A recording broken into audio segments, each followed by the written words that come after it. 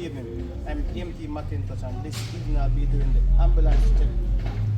So how we check different fluids and the operation of the ambulance. We'll be checking lights, sirens, and the works. So here we have our brake fluid. We must check to ensure that it's at the optimum level so we can have adequate pressure in the braking system. This is our coolant reservoir. We have to make sure it is topped up properly so the engine can remain cool while in operation. Here also we have the washer fluid.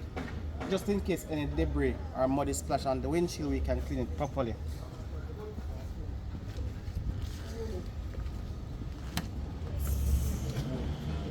Alright, so this is the engine compartment.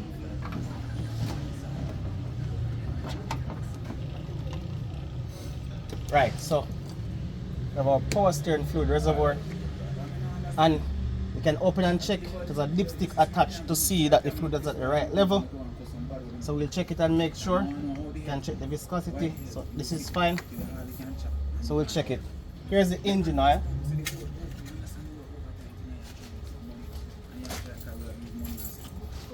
So we must check to see that there's a correct reading, correct level of oil in it. Go, we check it's at the correct level. We check the viscosity to see if it needs changing or it's wearing out. Put it back. Here we have the battery, so we will also check the battery terminal, make sure everything is tight and ready.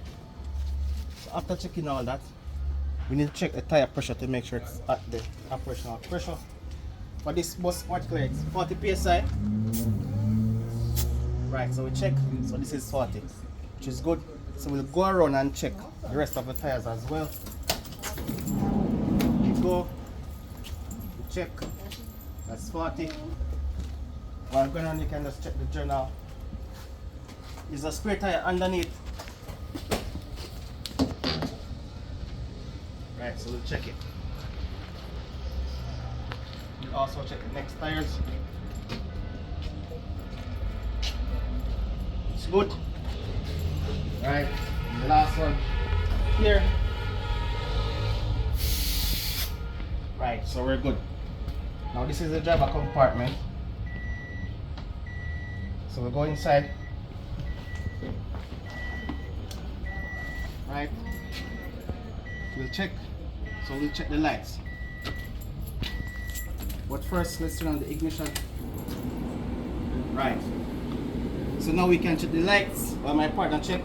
So indicator.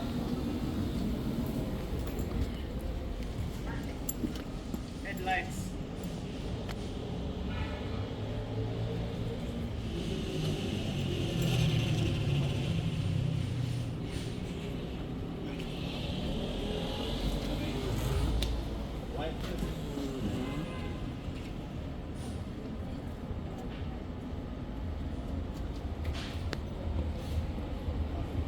Right.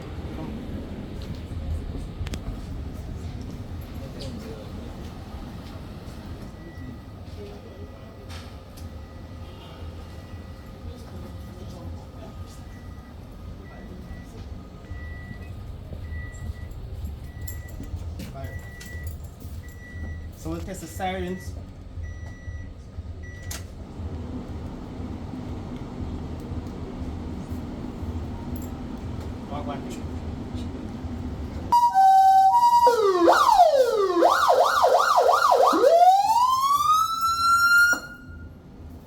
Right, so that's lights and sirens.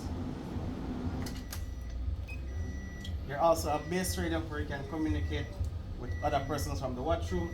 We have a PA system where you can address the public. Right now we'll go to the patient compartment.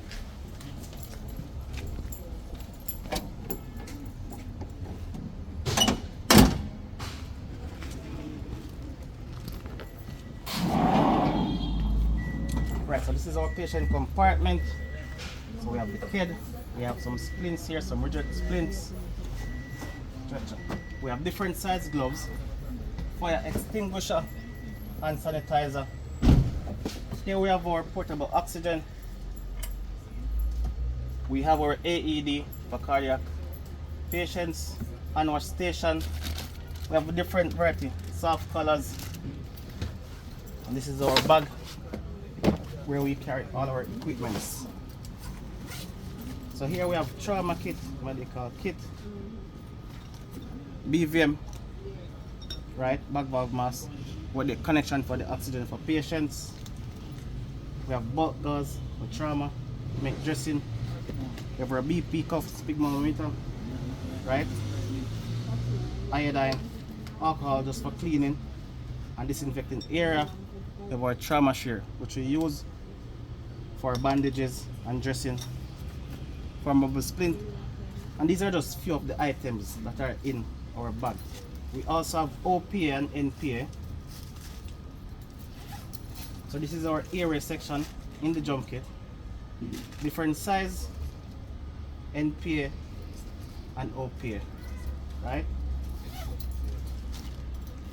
Moving right along, we have our onboard oxygen. We have suction, onboard suction, manual suction, more soft colors.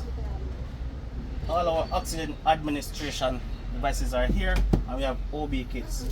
Reflective vest so we can be visible at night. This is our stretcher. More sea colors, lights so we can see. So here under this seat we have our light so we can work safely outside at night. We also have cleaning equipment and supply here. We have our blanket, traffic cones, and we will go right through. Here we have our portable stretcher and our scoop spine board. Right, so if you now come around, I'll be demonstrating how to unload a patient into the ambulance. Alright? Alright, so now we will be demonstrating how to correctly load a patient into the ambulance for transport, and then how to unload them when we arrive at the hospital. First, we're going to secure the straps, make sure the patient is safe and secured. Alright? Is it comfortable? Okay, it's comfortable. So patient is secure. Now my partner is at the head of the stretcher, will give the count and he will get the stretcher before going in. So lift with your legs and not your back. After 2, 1, 2. Okay, that's it. So the stretcher is up. And now my partner will guide the stretcher into the ambulance. Right? So going in. Ready? Go. Right, so after make sure the stretcher is in, we will secure the stretcher with the lock. Check it. Patient is secure. We now transport to the ambulance. Ask the patient if he is comfortable. When we arrive, we do the opposite, which remove the safety lock and say, my partner, we're ready to go. Remove the patient. Ensure that the legs are open, the wheels are on the ground. That's it. Patient is out. So we'll take them into the medical facility and start our handover process. And this ends my presentation on ambulance operation and patient loading and unloading. Thank you.